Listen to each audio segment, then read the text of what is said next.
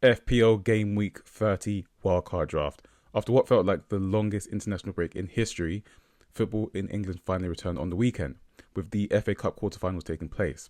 So we now have the FA Cup semi-finalists, the teams that will be blanking in 34, and also some updated injury news because Chris Wood found himself injured with New Zealand, and more importantly, my captain for Game Week 30, HAALAND, came off injured yesterday against Bournemouth. So a lot of plans being thrown in the air. So I've put together my updated chip strategy and a wildcard 30 draft as well, because I may be activating.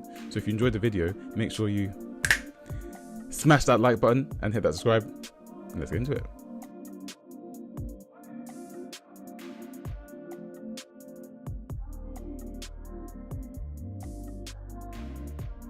What's up? It's FPL Vert, where arrows go green, and in today's video we'll be talking about the FA Cup results that we've just received, the blank caused by the FA Cup semi-finals, and then just the outlook looking forward.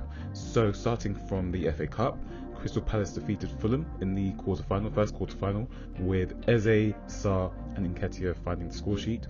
Then Nottingham Forest prevailed on penalties against Brighton. And then yesterday we saw Rashford bag a brace, with Ramsey finishing things off, winning 3-0 at Preston. And then the blockbuster tie of the round, Man City versus Bournemouth. Man City won 2-1, with Haaland scoring and then Marmoush scoring with his first touch off the bench, having just come on to replace Haaland. So what does that mean looking forward? We have Nottingham Forest facing City in the semi-final, and we also have Crystal Palace facing Aston Villa in the semi-final, both at Wembley.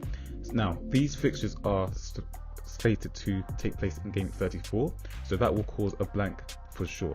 So as seen in Ben Quellin's fixture ticker, updated fixture ticker, we now know, of course, that from before, due to the League Cup final, that Newcastle and Crystal Palace will be doubling in Game 32, and it's not announced yet, but Crystal Palace, Man City, Aston Villa and Arsenal will all be doubling in Game Week 33, as Aston Villa are going to be playing Man City, so any of those teams going to the semi-final would have meant a double. And now, of course, Arsenal's game with Crystal Palace now has to be moved into most likely Game Week 33, so they should double.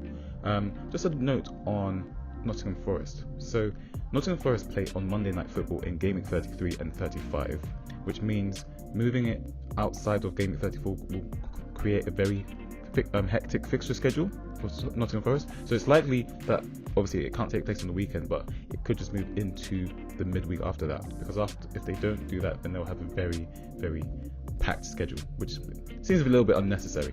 So what does that mean for chip strategies? Well, I was planning to free hit in 33 and then wildcard 35, bench boost 36, but currently I've got Chris Wood and Erling Haaland both missing out through injury doubts. So I think I will it's not activated yet, but I think I will activate it. And I think it's best to just attack the fixtures that we have in Game 30. Of course, we will pack out with Newcastle players and Crystal Palace players. I already own Munoz, but you'd want to own them. And then in Game Week 33, we would bench boost. So I think starting to take place to build for that should take place now. If you're going to wildcard in Game Week 30 or 31, I basically say if you haven't got Haaland, you maybe don't need to wildcard, but I think I've just got too many issues right now, so that's why I want to do that. So currently my plan is to Game Week 30 bench. I mean, I was going to triple captain in Game Week 32, but if City, obviously we don't know if City go through, but if City do go through to the final, they'll have a double game week of Southampton and Bournemouth, which I think is better than Man United versus Crystal Palace. So there's an asterisk on Isak triple captain in Game Week 32, but yeah, it would be wildcard 30, triple captain in 32 or 36, bench boost in 33, free hit in 34. So that's what I'm thinking at the moment.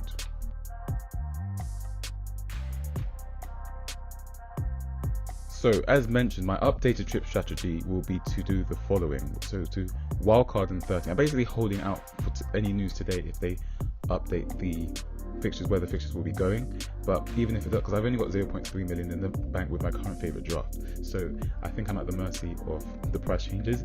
So I think I would wildcard this week, then triple captain either 32 or 36, depending on how.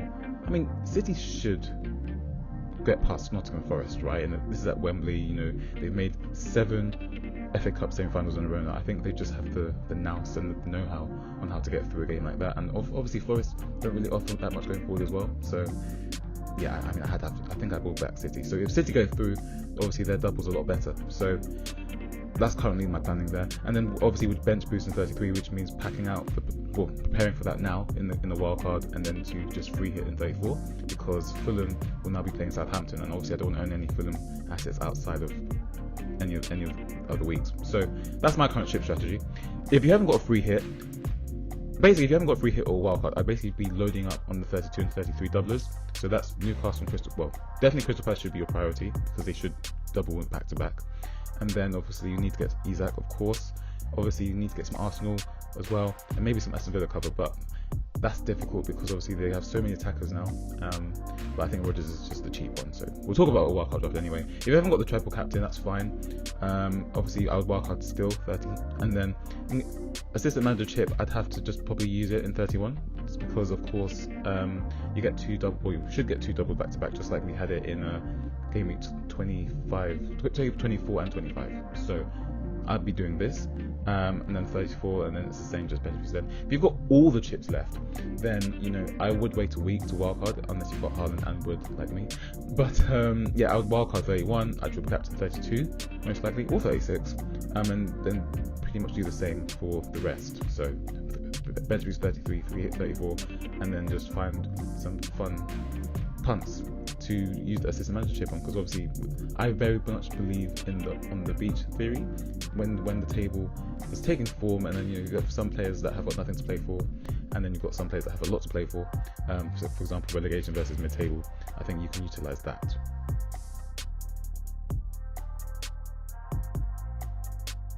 So walking through my current working game week 30 wildcard draft, you'll see that we do have a pretty expensive goalkeeper base with 2.5 million goalkeepers. So of course Raya and Martinez, because Aston Villa will be doubling in game week 33, as will Arsenal. So you know you've got two playing goalkeepers there, and you know if Aston Villa do get past Crystal Palace, they'll also double in 36. So I think that's just good to have from the start. Of course, doubling up with Arsenal at the moment, as you can see, we're leaving an Arsenal slot free for someone. But yeah, I think Gabriel is the best defender to own in the game at the moment. Obviously Arsenal's defensive numbers are the best, and he remains a set piece threat. Not so much when Saka's out, but as you can tell, maybe with the spot keeping free, we might be getting Saka back soon. Of course, Munoz is the best performing defender at the moment. He's got one blank in the last 8 game weeks, which is incredible, and he's playing Southampton this week, so pretty much a no-brainer. Gvardiol is the only defender I'm looking at for Man City. Yes, O'Reilly came on last night against Bournemouth and was playing pretty high up in left back, but I still think Gvardiol possesses the best minutes and the best attacking threat with Man City, given that they have Leicester at home, and then they will be doubling in game 33.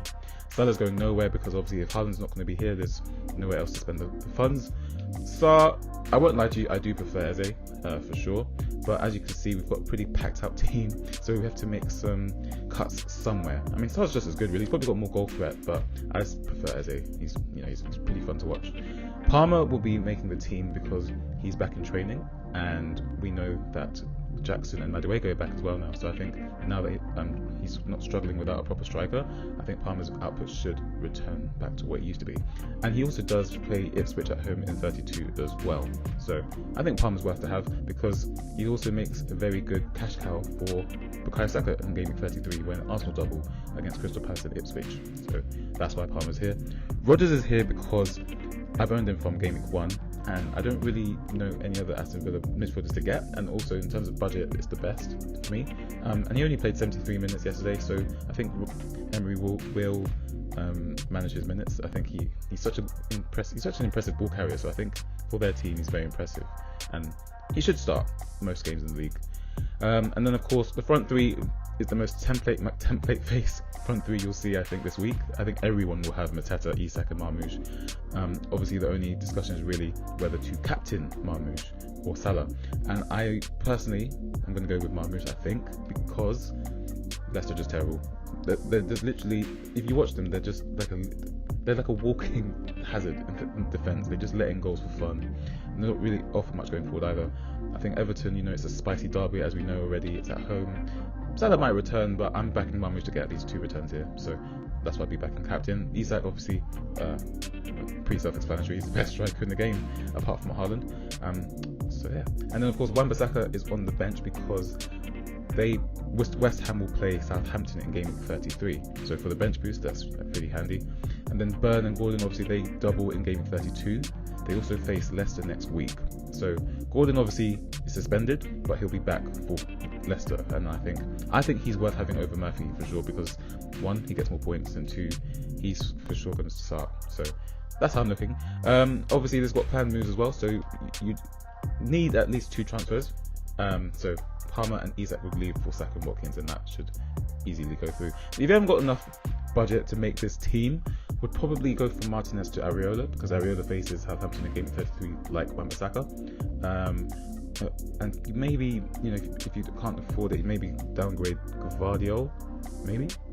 But everyone else, I don't really see much place to make some cuts. So that's what I'll be doing here. If you are going to still want to assistant manager chip, then I'll just swap Sarr with Glasner, or Rodgers with maybe Savinho, or City midfielder. But yeah, I think the only difference with if your assistant manager chip is obviously you can't have a triple Palace or a triple Villa, and I think those are the 2 teams you want to target for the next 3 game weeks. So that's how I'm looking. It's not activated yet, so I will update what I'm doing, but that's just a quick video. So if you enjoyed the video, make sure you leave a like, comment any questions that you have, and we'll see you soon. Thanks for watching.